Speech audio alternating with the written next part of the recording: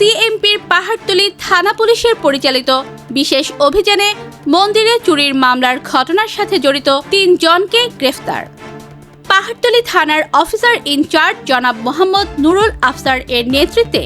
SI Masudur রহমানের সহযোগিতায় SI Habibur Rahman, ASI Mohammad সবুজ হোসেন, এএসআই আরিফুল ইসলাম হক সহ সঙ্গীয় অফিসার ও ফোর্স বিশেষ অভিযান পরিচালনা করিয়া মন্দিরে চুরির মামলার ঘটনার সহিত জড়িত আসামি চন্দন দাস,